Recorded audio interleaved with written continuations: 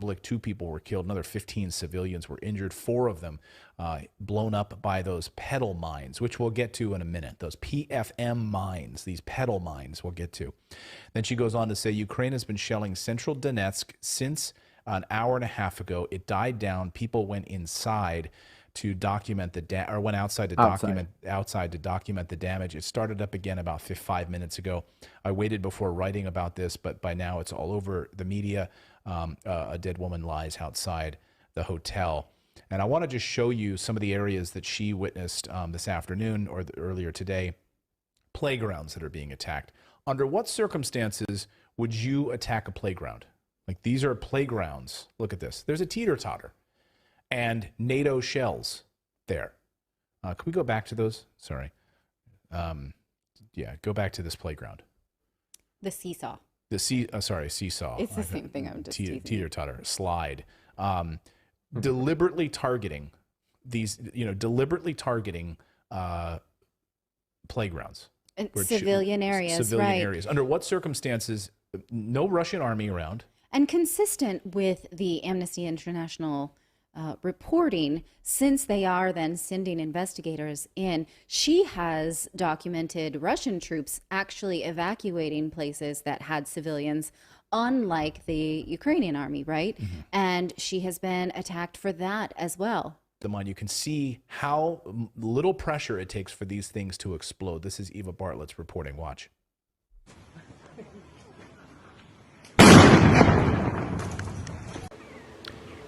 Keep your eyes down. That's the advice walking around Donetsk now, after Ukraine fired missiles containing butterfly or petal mines last night. They litter the streets, parks, apartment courtyards. They are everywhere. And because of their small size and neutral color, they're easy to miss. One fatal step and that's your foot or leg gone. Oh my God. So they're so tiny. Well, think about like curious kids. Well, that's exactly it. You couldn't let your kids I go saw outside. a picture. Yeah, I saw a picture of one that she shared that it was surrounded by a bunch of leaves, and you could not discern it from the leaves. Like, you would have been walking through a pile of leaves and stepping on those things. Yeah, exactly. And they the thing is, they explode with such force that they're not going to kill a man. They'll take your leg off, but they won't kill a man. But a kid goes up and plays with them, it's instant. It's horrible. It's absolutely horrible. So we have some photos, close-ups, so you can see a little bit closer.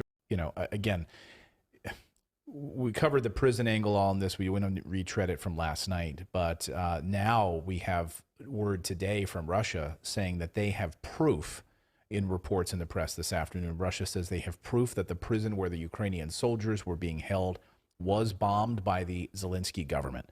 And we have separate confirmation from sources who were there and we spoke to in that area.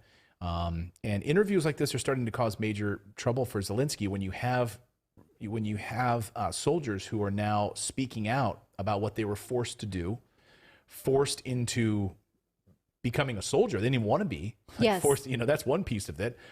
And then also to carry out horrible things that they were having to do against the people. And not civilians. trained for any of that. Yeah, awful. Tokyo has lodged a diplomatic protest with Beijing over the military exercises, which began on Thursday.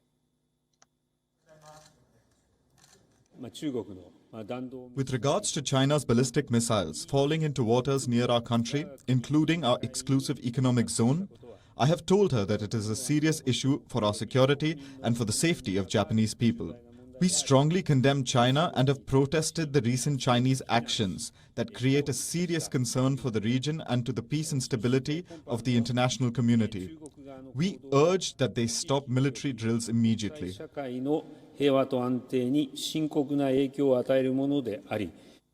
Addressing the media in Tokyo, Pelosi said that the U.S. would not allow China to isolate Taiwan, and the status quo of Taiwan remained unchanged. Good morning. Anyways, I am filming this before I need to go to work, but hopefully you can hear me. So Russia has publicly stated that they will back China if they go to war with anyone. They are 100% their ally at this point.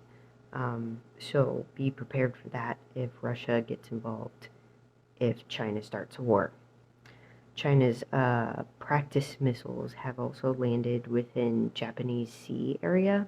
They have not hit land, but they have hit ballistic missiles have hit around Japanese island. America only has about 1/3 of its military supply left, but President Zelensky keeps saying how selfish we are, and we should be sending more aid. While all this goes on, North Korea is waiting patiently to start a war as well because they want to try out their new missiles and nukes. A lot of people aren't talking about that either, and so if that happens, be prepared because they're obviously going to be part of China's side and their allies. So going to Eva Bartlett, she is a independent journalist, 100%, is not paid by the media or any journalist company for her reporting. She has been in Ukraine since before the war broke out.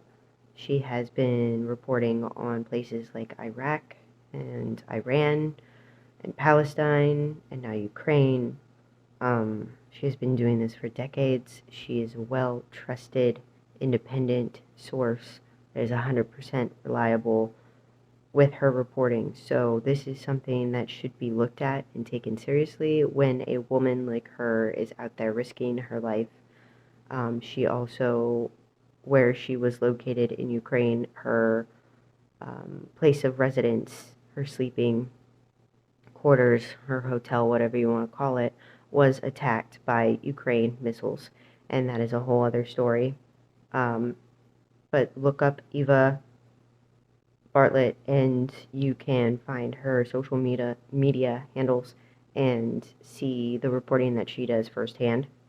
But this needs to be taken seriously. People should be paying attention. I'm not saying this stuff to scare you guys, but I'm also saying this so you guys will be prepared and not surprised. So keep your head up, enjoy life, but also be prepared. Love you. Stay safe.